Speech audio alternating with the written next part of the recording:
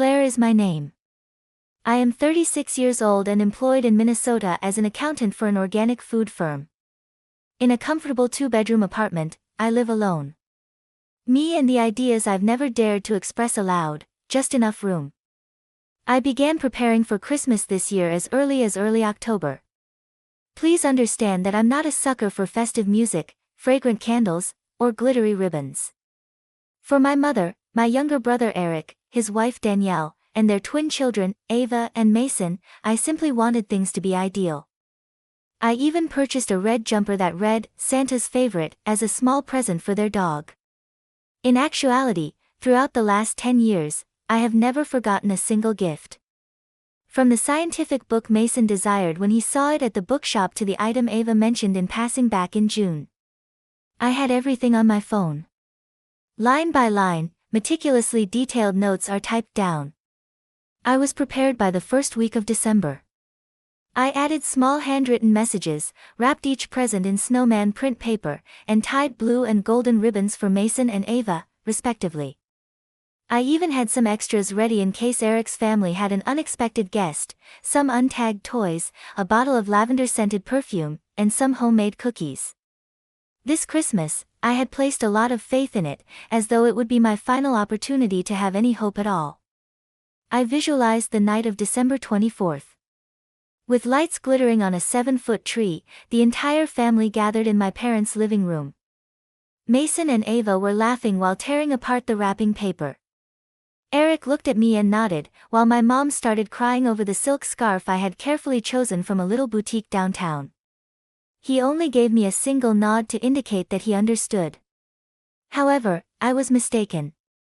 I was mistaken to believe that I could continue to play the subdued elder sister, the considerate daughter, and the amiable lady who never stopped smiling, even when I wanted to scream within. I am also a member of this family. I am not invisible. I had everything ready. However, nothing could have prepared me for what I would later recall as a humiliation of my dignity. They didn't welcome me this Christmas. And it all began on December 23rd at 7:18 a.m. with a quick message from my mother. Claire, this year, Eric's family wants to celebrate privately. Please don't come. Sorry for the late notice. Late notice. I read that message over and over until the screen light felt like it was burning my eyes. I thought it was a joke. I even scoffed. Set my phone down, telling myself Mom must have been tired or upset over something. But then I called. She didn't answer 3 times. Then Eric texted cold and blunt, "You don't need to come. There's no place here for someone who doesn't know their role." My role? I was frozen, staring at the pile of gifts perfectly arranged beneath my tree. Each box, each carefully chosen ribbon now looking like proof of something cruel. I had given my heart to a place that never had room for it. The gifts are still in my trunk. I don't know yet if I should return them to the store or donate them. But one thing I do know, this holiday season is no longer about family gatherings. It's about realizing I've been clinging to a circle that quietly closed without me. I spent nearly an hour debating whether to drive to my parents' house in Bloomington. My mom's text clearly told me not to come, but I still wanted to believe. Maybe it was all a misunderstanding that when they saw me, saw the gifts, saw the smile I'd held on to all these months, things would change. On the drive over, I turned on the radio to drown out the storm in my head. Outside, snow began to fall. Soft flakes silently covering the windshield, like a gentle reminder that winter had truly arrived. And it didn't bring the warmth I once hoped for. When I pulled up to my parents' light gray house, everything looked the same as years past. Christmas lights lining the roof, a grand tree glowing in the window. But something felt off. No laughter, no Ava or Mason running out to greet me. I took a deep breath, opened the trunk, lifted the gift bags, and walked toward the door. My hand trembled, maybe from the cold, maybe from something deeper. I rang the doorbell once, twice. The door cracked open. My mom stood there in a deep red sweater, her expression unlike any I'd seen before. "Claire," she said softly. "I told you not to come this year." I froze. Mom, I brought everything. I just wanted. Eric's voice cut through from behind her. Just say it, Mom. She's not welcome. We don't need failures here. I stood still. His eyes met mine. And they weren't the eyes of the brother who once cried and begged me to cover his first-year tuition. Now they were smug, dismissive. I forced a smile. A failure just because I didn't send money the past 3 months. Eric, you. Eric crossed his arms behind Mom. 3 months. Claire, you haven't helped us at all this year. The kids didn't even have new clothes for school. And you? You bought a new car, went on trips, living like a queen. That car is on a payment plan. And I traveled with my savings. As for the kids, they're your kids, Eric, not mine. I tried to keep my voice calm, but my throat tightened. Mom said nothing.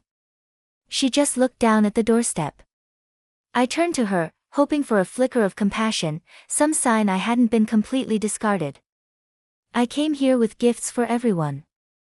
All I wanted was a warm evening like every year. Did I really do something wrong? Eric scoffed. You want to know what you did wrong? You're the only one in this family with stable income, acting like nobody else matters. Stop pretending. You just like being the selfless one.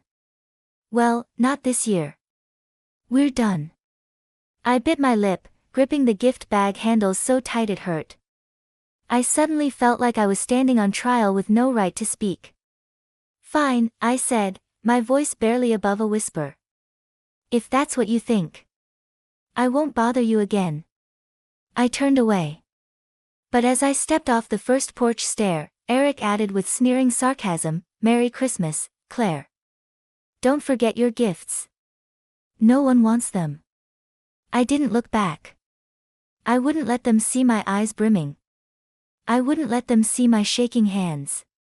I just walked quickly back to my car, opened the door, set the bags on the passenger seat, and sank into the driver's seat. My heart was pounding, not from the cold, but from the reality I never thought I'd face. Being shut out from the home I grew up in. I didn't start the engine. The yard lights still glowed, casting long shadows across the thickening snow. All I could hear was my heartbeat and the wind hissing through the window sills. I didn't cry. I couldn't. I had no tears left to waste on a rejection so final. I placed my hands on the steering wheel and whispered, just one thing. So, this is how my Christmas begins. I once believed helping family was a given, especially for Eric, my younger brother by 4 years, the one I used to cradle and comfort after school bullies left him in tears. But sitting in my car, headlights on the house that had just closed its door on me, I suddenly understood. Maybe I wasn't helping. Maybe I was being used. And I was the one who let it go on for far too long.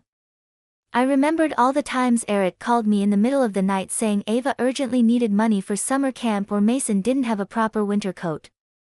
I transferred the money right away, no questions asked. I told myself I did it out of love for the kids, not obligation, not guilt. But now, after he hurled the word failure at me, I saw it clearly. In their eyes, I was no longer the sister who loved her family unconditionally. I was just a walking wallet. I had paid over $3,000 in school tuition for Ava in her first 2 years. I once covered their utilities when they were 3 months behind on rent. And the $12.50 mortgage payment last year, the one I had to borrow from my retirement savings to stop the bank from foreclosing. No one ever mentioned that again. No thank you. No follow-up. I used to believe that if I gave enough, they'd understand I did it out of love. But the more I gave, the more it felt like an obligation in their eyes. Then a message popped up on my phone. It was from Danielle, Eric's wife. Claire, I'm sorry. I don't agree with how Eric treated you. I just didn't have the courage to speak up today. I stared at the text. Danielle had never been particularly close to me, but she was always kind and gentle. When I first met her, I gave her a leather journal with her name engraved on it, knowing she loved. I shut the laptop, reopened Danielle's message, typed a short reply, "Thanks for reaching out. I'm not mad, but from now on, everything will be different." I didn't know what was waiting for me next, but one thing was clear. I wouldn't let anyone treat my kindness like a duty ever again. I spent the entire Christmas Eve in silence. No children laughing, no mugs of hot cocoa, no knitted scarf from my mom like she made every year out of old habit. Just me, a self-decorated tree in the living room corner, and the gift bag still sitting on the table, untouched, unopened. I didn't cry. Maybe because my last tear had already fallen in the car right outside their house. That moment when Eric looked at me with such contempt and called me a failure. It was an invisible slap that jolted me awake from the dream I'd clung to for far too long. 3 days passed. My phone stayed completely silent. No message from Mom. No check-in from Dad. No explanation from Eric. Even Danielle disappeared after that one brief apology. As if the moment I stopped being the rescuer, I was effortlessly erased from the family photo in a way that sent chills down my spine. I didn't call back. I didn't try to make peace. I didn't send another $1 to Eric's account like I usually did. For the first time in years, I chose to walk away completely. Someone once told me, family isn't always about blood. Sometimes it's the people who don't make you beg to be seen. Back then, I nodded and brushed it off. Now, I feel that sentence carved into every breath I take. I spent the rest of the holiday doing small things, cleaning my bookshelf, cooking meals for myself instead of heating up canned food because I was too busy caring for others. I journaled a few lines, something I hadn't done in years. In those messy scribbles, I finally admitted to myself, I was tired. Tired of always being strong, always sending money right on time, always suppressing my emotions to make others comfortable. Tired of carrying responsibilities no one asked me to, only to be dismissed as useless when I stopped. I don't expect them to understand. I don't need them to come back and apologize. I just want this silence to continue. It stung at first, but now it feels like a thin layer of frost over every wound. Cold but freeing. On New Year's Eve, when the clock struck midnight, I turned on my phone one last time. Still no message. I set it aside, poured myself a glass of white wine, and raised it. Happy New Year, Claire. You made it. On New Year's Day, I started packing away the Christmas decorations. As I moved the tree out of the living room corner, I noticed the smallest gift box I'd prepared. The one for Eric. A genuine leather wallet engraved with his name. To Eric, always by your side. I let out a soft laugh. A laugh that felt equal parts sad and freeing. I picked up the wallet, looked at it one last time, then gently placed it in the donation bin along with the other gifts. If it wouldn't serve as a symbol of family love, then maybe it could make a stranger feel cared for. 3 weeks later, after the holidays ended and I returned to work, I still hadn't received a single message. But it didn't hurt the way it used to. I started spending more time on myself. I signed up for a morning yoga class. Bought a ukulele even though I'd never played an instrument in my life. I even called my old college roommate. The one I kept saying, we really need to catch up soon. For nearly 4 years. Each small step felt like putting together pieces of myself. Pieces my family made me believe didn't matter. It's strange.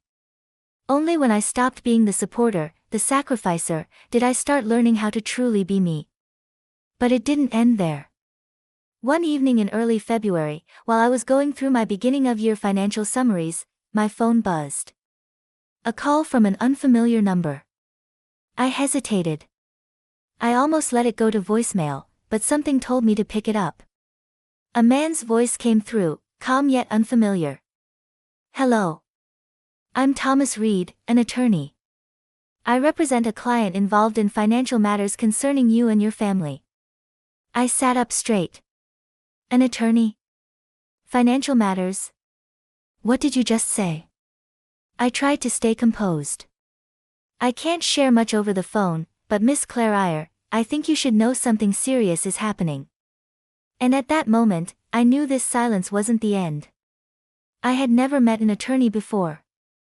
Yet now, I was sitting outside the office of a man named Thomas Reed, palms damp with sweat. The afternoon after that call, I stepped into a small, neat room lit by soft lighting, a modern abstract painting hanging behind the desk. The man, mid-40s, sharply dressed, shook my hand with the calm demeanor of someone used to uncomfortable truths. "Thank you for coming, Claire. I know this came out of nowhere." I sat down, trying to keep my voice steady. "You said this has to do with financial matters between me and my family. What exactly?" Thomas opened a manila folder and slid it gently toward me. "A relative of yours asked me to review the financial assistance you've provided to your younger brother." "Eric?" I frowned. "You mean Danielle?" He nodded. "Yes." She uncovered some information that raised concern. I opened the folder. Inside were bank statements, screenshots of messages, and a summary of the money I'd sent Eric over the past 5 years. Some I remembered well. Summer camp fees, mortgage help, allergy medication for Ava. But there were others I had never even heard of. One entry read, $5,000 transfer from Claire, followed by a transaction to a website for sports betting. I looked up, heart pounding. "You're telling me Eric used the money I gave him to gamble?" Thomas didn't hesitate. "Not just once. Danielle discovered a hidden account Eric set up without telling her. She's been monitoring it quietly and now believes he used a significant portion of the support money, including yours, for personal untraceable spending." I couldn't find words. "She's not looking to take legal action," he continued. "At least not yet. But she felt you deserved to know so you wouldn't be blindsided by future demands. And if Eric continues, she may use this evidence to protect herself and the children." I closed the folder, my chest both hollow and burning in my head. Eric's words at the door echoed. "You haven't helped us at all this year." Meanwhile, he'd been betting on late-night games with that money. By the time I left the law office, the sun had dipped low. Melted snow puddled in freezing pools on the sidewalk. I pulled my phone from my pocket, thinking to call Danielle, but saw an unread message from her sent the night before. "Claire, I know you said you wouldn't come back, but I need to say this. I'm sorry I stayed silent for so long. What Eric did was wrong, and I see that now. If you need anything, I'm here." I stood still on the sidewalk, throat tight. A short, belated apology, but not meaningless. Danielle, who used to avoid eye contact with me at every holiday gathering, was now the only one acknowledging the truth. I typed a few words, deleted them, typed again. In the end, I sent just one line. "Thank you for being brave, but this time I won't forget." It wasn't a reproach, just the truth. When someone stays silent while you're being pushed into a hole, even if they reach out later, you can't climb out like you never fell. That night, I couldn't sleep. The numbers in the folder replayed in my mind, every transaction, every receipt of betrayal. I thought of all the gifts I had carefully picked out for Eric, the birthday notes I had written by hand, the countless times I pushed aside my own needs to help him stay afloat. And now I was the one labeled selfish. But this time I wasn't going back. Not anymore. Only I knew Eric wouldn't stop here. And I knew if he realized I was no longer under his control, he'd try to take it back no matter the cost. And I was right. Because 2 days later, I got a call from an unfamiliar number. This time, not a lawyer. It was Eric. And his voice wasn't full of contempt anymore. It was panic. I was in the middle of making dinner, my usual Saturday night treat, creamy mushroom pasta, when a loud knock shook my door.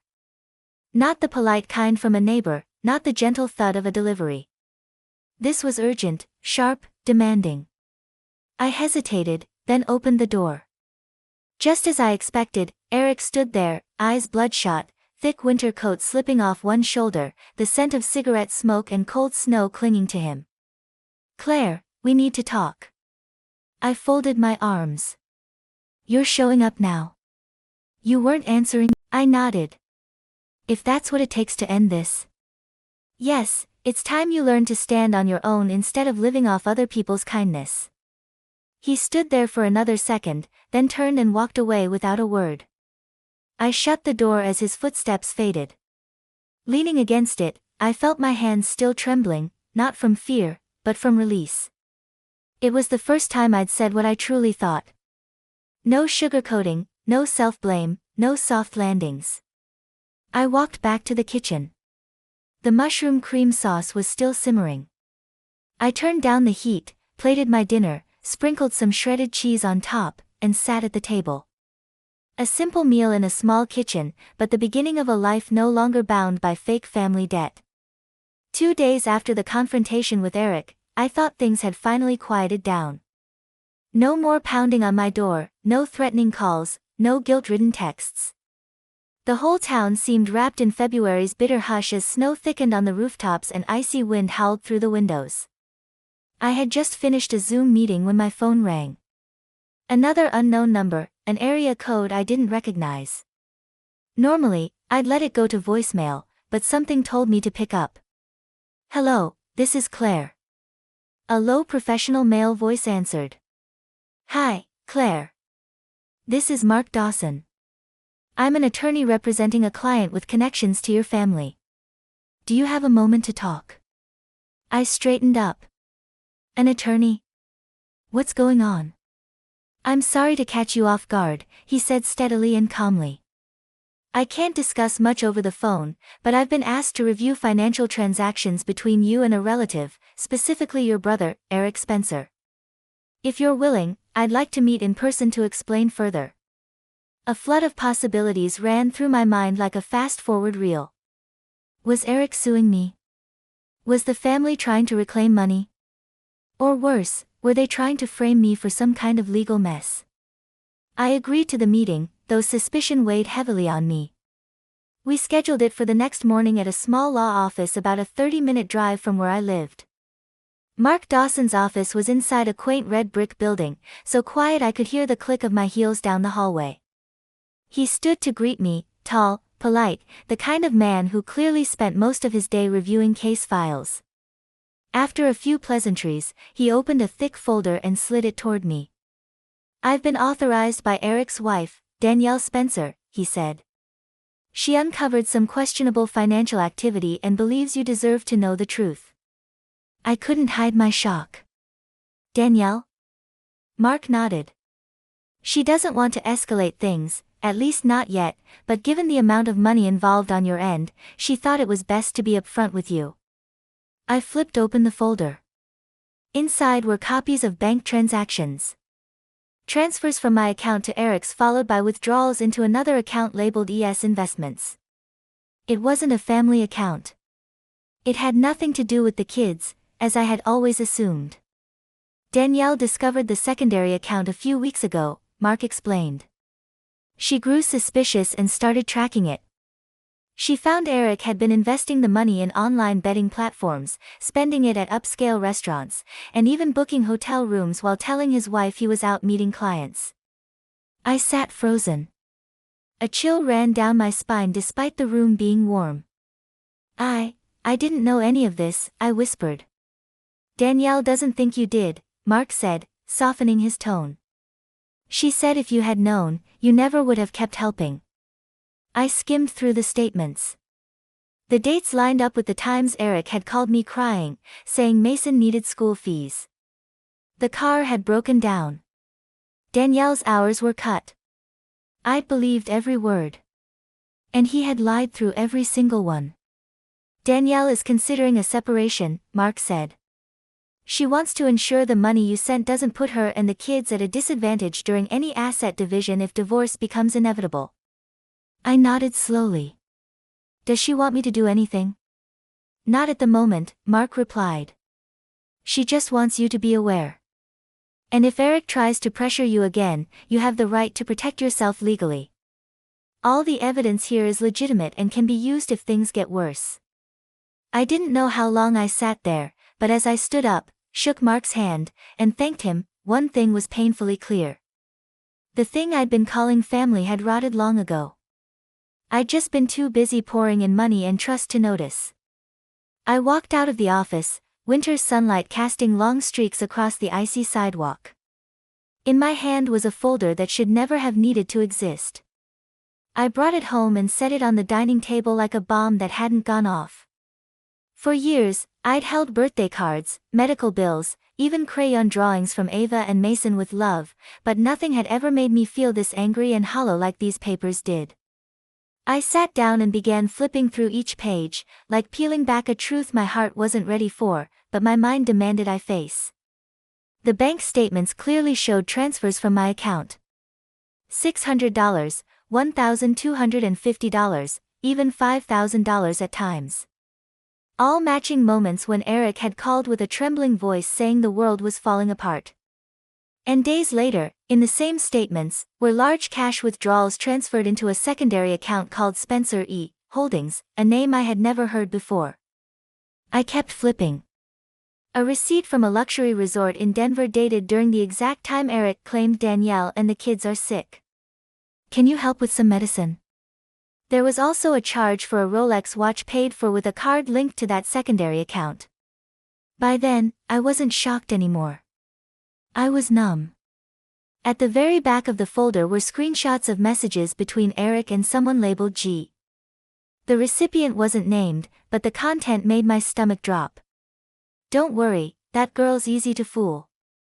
Just mention the kids and she'll pull out her wallet. She thinks she's some noble big sister. She's just a credit card with feelings. I froze. That girl was me. There are no words for the moment you realize you've become the punchline to someone you've sacrificed everything for. Eric hadn't just used me. He mocked me for it. I closed the folder, my hands gripping it so tightly my knuckles turned white. What I felt now wasn't hurt or disappointment. It was deep burning anger. For all the times I'd stayed silent. All the times I'd said, it's okay. I can help. Never asking for anything in return. Not even basic respect. I grabbed my phone and texted Danielle.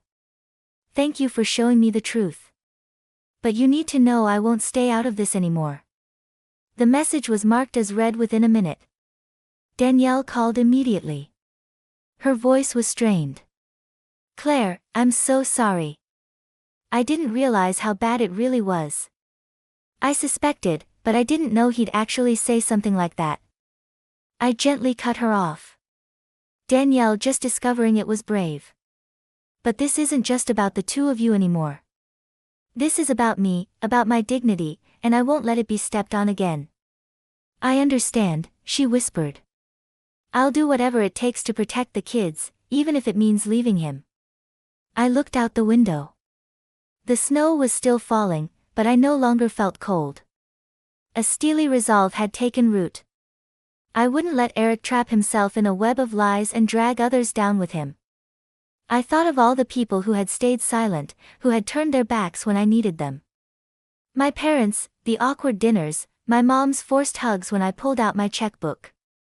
Everything was clear now. They didn't avoid me because I wasn't good enough, but because I no longer benefited them. I wouldn't back down. I wouldn't let my kindness become someone's punchline again. And this time, I wouldn't go through it alone. I opened my laptop and started compiling a detailed ledger of every dollar I'd ever sent Eric. Dates, reasons, supporting proof. I knew I couldn't get that money back, but I could reclaim my voice. And if needed, I'd bring everything into the light. I looked at the folder on the table. Inside was the truth. Painful, but necessary. Truth that once exposed couldn't be buried again. I was in the kitchen washing my hands after prepping a batch of butter cookies, one of the few things that brought me peace lately, when my phone buzzed. Unknown number, but I already knew who it was. Eric. I almost didn't answer. In fact, I'd ignored dozens of his calls and texts all week. But something told me it was time to end this once and for all. I wiped my hands and picked up. This is clear, Eric's voice came through dry and impatient. I know you're behind this. I raised an eyebrow. Behind what? Don't play dumb. Danielle froze our accounts. She drained the savings, hired a lawyer, and threatened divorce.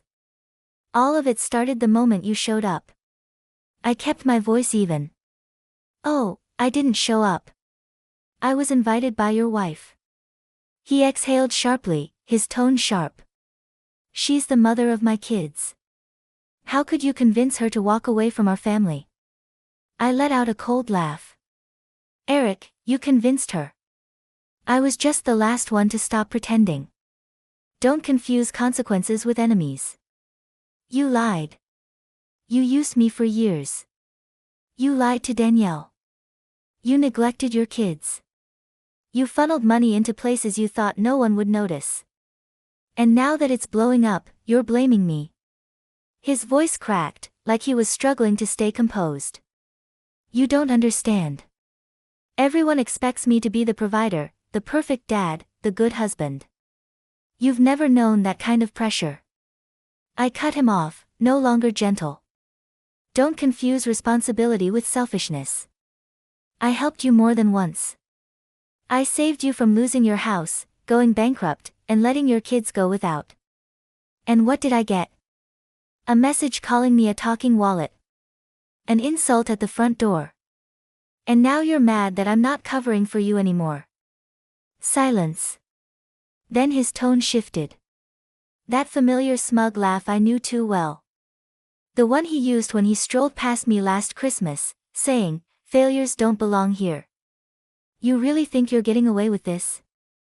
Mom and Dad are still on my side. You can make things up, but you're not the only one with a voice in this family. I tightened my grip on the phone, heart calm for the first time. I was done being manipulated. His words no longer worked on me. Family doesn't mean blindness. And if they're still backing you after all this, then I'm more certain than ever that walking away was the right choice. Say whatever you want, Eric, but don't ever call me again, liar. I cut him off, voice firm. It's over, Eric. I'm not your fixer. I'm not your emergency contact when your world crumbles, only to be ghosted once you're fed again. I'm the person you pushed out with your own hands. He said nothing. I don't owe you anything, I added slowly. And if you keep bothering me, you'll be hearing from my attorney instead. I hung up before he could respond, my hands still slightly shaking. Not out of fear, but from the weight of finality. There's no easy victory when you have to break from your own blood. But sometimes, the longer you hold on, the more you lose yourself. I stood still for a few minutes, then returned to the kitchen. The batch of cookies was still waiting. I adjusted the oven temperature and carefully arranged each cookie on the tray as if it were a quiet ritual to close a chapter that had dragged on too long. I was organizing financial folders on my computer when my phone buzzed with a message from Danielle. Do you have a moment to talk? I called her back immediately.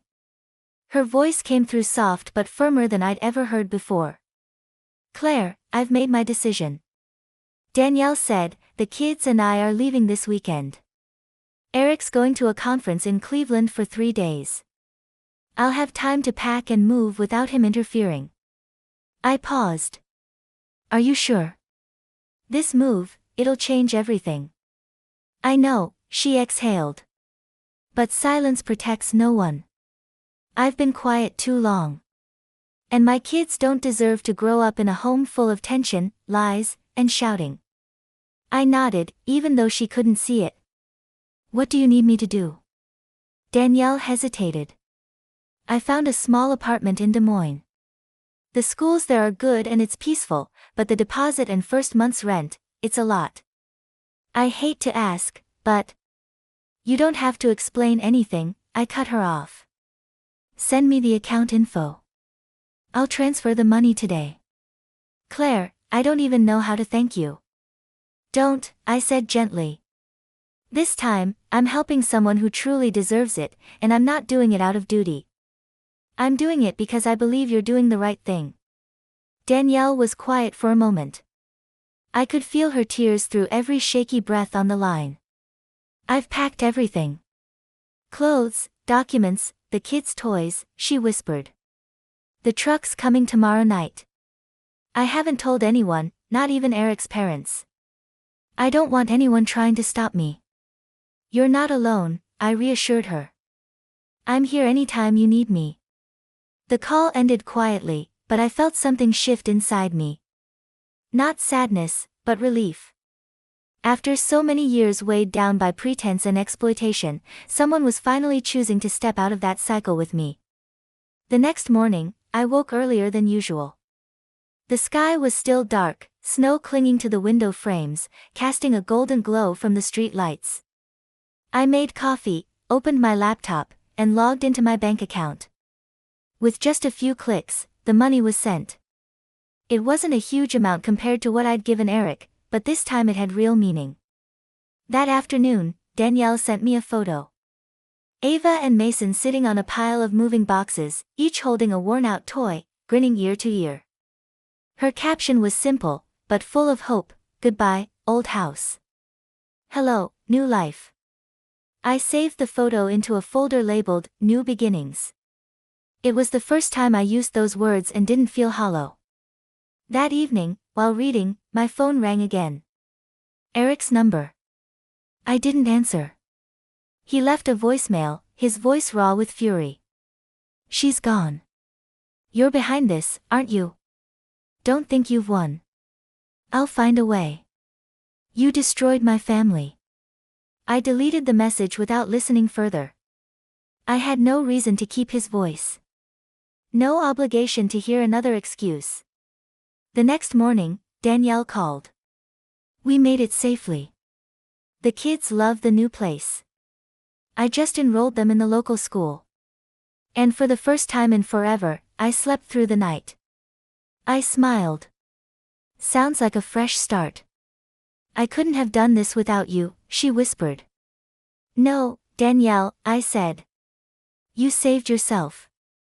I just gave a little push. We talked for a few more minutes, ending with a promise. No matter how far apart we lived, we'd stay in touch. Not because of family ties, but because of mutual respect and real trust between two women who had learned to value themselves. I sat quietly in the living room, winter sunlight pouring through the window, warming the space. I thought of Eric, probably standing alone in that empty house, surrounded only by the lies he'd built. And I thought maybe, just maybe, Danielle's quiet departure was the loudest wake-up call Eric would ever get. Time passed faster than I expected. Just a few months after Danielle moved away, I began receiving regular messages from her. No more silent apologies or anxious updates. Now it was pictures of Ava in her new school uniform. Mason holding up his math award with pride. Danielle in a tiny kitchen, wearing an apron and smiling a smile I had never seen when she lived with Eric. She found a job at a local organic grocery store. Fixed hours, a kind boss, nothing glamorous but stable. She told me every paycheck, no matter how small, felt like reclaiming a piece of herself she'd lost during the marriage. Back then, Danielle once texted, I just lived day to day, hoping Eric wouldn't explode. Now, I wake up every morning knowing what I need to do, and it's mine. I read her words, and my heart settled. Not because I needed her gratitude, but because I knew someone had found herself again after nearly losing everything. As for Eric, he was still Eric. I didn't seek out news, but rumors trickled in. He returned to the old house, told neighbors Danielle had been manipulated, claimed I tore his family apart. My mom once left me a voicemail, blaming me for letting my brother live in solitude with no one to care for him. I listened to half of it, then deleted the rest, because I'd learned a simple truth. Silence isn't weakness, it's freedom. I no longer flinched when I